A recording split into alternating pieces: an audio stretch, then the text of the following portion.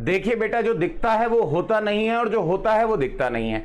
कई बार इस क्वेश्चन को करते टाइम बच्चे क्या कहते हैं कि सर यहां पर 2% का इस्तेमाल हो रहा है, 19% का और 6% का, तो आप x plus y plus x गुणा वाई बटे 100 लगा दीजिए, आपका आंसर आ जाएगा। लेकिन आपका ये फॉर्मूला लगाने पर आंसर कतई नहीं आएगा। एक छोटा सा कॉन्सेप्ट है, वो मैं आपको समझाने जा रहा हूं। बच्चे सबसे ज्यादा यूट्यूब पे यही क्वेश्चन सर्च करते हैं, आज इसका कॉन्सेप्ट बिल्कुल क्लियर कर लेंगे। देखिए बेटा, क्वेश्चन क्या है कि यदि आयकर में 19% की वृद्धि हो जाती है तो शुद्ध आय में 6% की कमी हो जाती है। आयकर की दर आपको ज्ञात करनी है। अच्छा, आप एक बात बताओ, आपकी इनकम बन रही है, आपकी इनकम यानी आय, इनकम है आपकी, कुल आपकी इनकम बनी, अगर आप उसमें से इनकम टैक्स घटा देते हो, इनकम टैक्स घटा देते हो, तभी तो जाकर के आपके पास शुद्ध आय यानी नेट इनकम आती है। नेट इनकम मतलब शुद्ध आय, तभी तो आपके पास शुद्ध आय आती है ना। यानी आय में से अगर आप आयकर को घटा दो, आय में से अगर आप आयकर को घटा दो तो आपके पास शुद्ध आय आती है। कहने का मतलब जैसे टोटल 100 रुपए आपकी इनकम बनी, जैसे कई बच्चे हैं जिनके फादर रेलवे में, पुलिस में, कई जगह पर सरकारी संस्थानों में काम करते हैं, तो वो जानते हैं कि इनकम तो बनी 100, लेकिन इस बार क्या हुआ, इस बार इनकम टैक्स में हमारी 20% इनकम कट गई। अगर 20% आपकी इनकम टैक्स आ गया तो आपके 20% इनकम टैक्स आ गया तो 20% टैक्स की वजह से आपकी जो शुद्ध आय आएगी, जो आपके घर में पैसे मिलेंगे, वो 100 नहीं मिलेंगे, 80 मिलेंगे। तो 80 मिलेंगे, यही 80 क्या है, यही 80 आपकी नेट इनकम है, नेट इनकम मिलेगी। और ये जो 20 रुपए आपके कट गए, ये आपके इनकम टैक्स के आपके पैसे कट गए।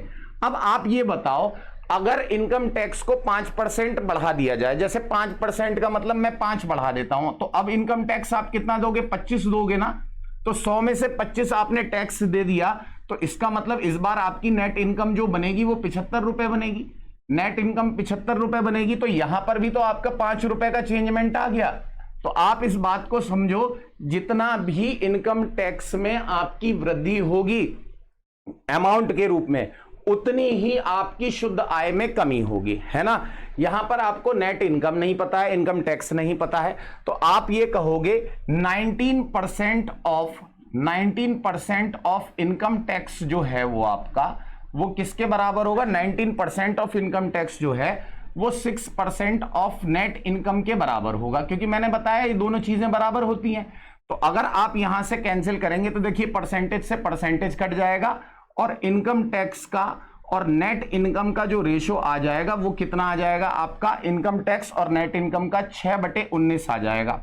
यानी 19 रुपए जो है वो आपकी, यहां पर देखो 19 रुपए जो है वो नेट इनकम बनी, जिसमें आपने क्या करा है, 6 रुपए टैक्स का पे करा है। तो यानी आपकी टोटल इनकम जो बन रही थी, टोटल इनकम जो आपकी बन रही थी वो 25 रुपए बन रही थी।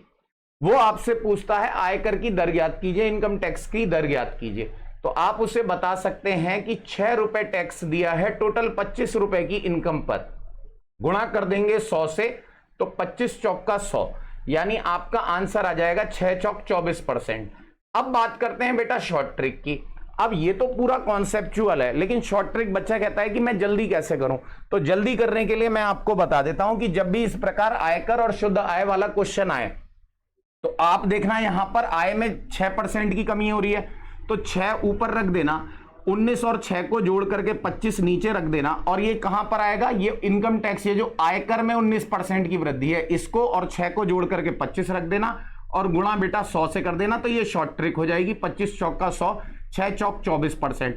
लेकिन आपको इसके कॉन्सेप्ट के बारे में भी जानना चाहिए, इसीलिए मैंने ये सवाल आपको पूरा कराया कि पूरा कॉन्सेप्चुअल क्वेश्चन ये है, लेकिन अगर आप छोटे तरीके से करना चाहते हैं तो इस तरीके से कर सकते हैं।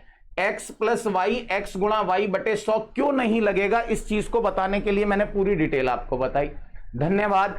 केसीजी के चैनल के साथ इसी तरीके से जुड़ते रहिए, और हार्ड से हार्ड क्वेश्चन जो परीक्षा में आते हैं, गलत हो जाते हैं, उसके लिए हमसे संपर्क कीजिए, हम उसका शॉर्टेस्ट मेथड और कॉन्सेप्चुअल मेथड दोनों आपको बताएंगे। थैंक यू वेरी मच बच्चों।